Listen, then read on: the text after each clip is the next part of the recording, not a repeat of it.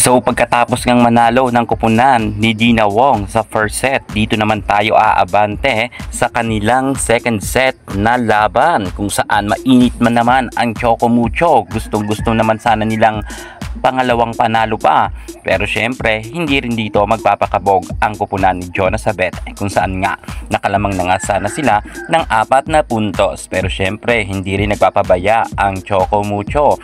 Matapos ngang makalamang ng Petrogas Angels ay hinabol naman nila ang scores ng Petrogas dahil nga kinakailangan talagang manalo ng Choco Mucho sa kanilang laban today para may tsansa nga sila na makapasok sa Battle for Gold. Pero kung hindi sila makakalusot sa Petrogas Angels, panigurado sa Battle for Bronze ang bagsak ng Choco Mucho. Pero maganda naman ang laban ngayon ng Choco at palaban talaga sila sa Petrogas kung saan close fight na naman sila, pero lamang naman ng 2 puntos ang Angels. Pero alam natin na si Sisi ayaw talaga magpaawat. Ginagalingan naman ni Sisi Rondina pero hindi talaga kinaya dahil matindi ang ipinakitang blocking ng Petrogas Angels. Kahit si Myla Pablo ay mayroon agad 3 blocks, samantalang ang Petrogas Angels talaga ay gusto rin makabawi pagdating sa second set. At eto na nga, nangyari na nga ito mga ka-sports. Mas ginalingan nga ni Myla Pablo,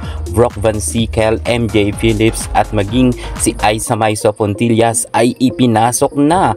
Samantalang ang Choco Mucho ay medyo natameme nga pagdating sa second set. Palaban naman sila kanina pero bandang duluhan ng laban ay medyo nag-iba ang laro ng Titans at medyo talaga basang-basa na sila ng Petrogas. Kaya't nangyari dito ay napatiklop nga ang kupunan ni Sisi Rondina. So tie na nga sila, parehas may panalo. 19-25 ang kanilang scores sa second set at pumabor nga to sa Angels.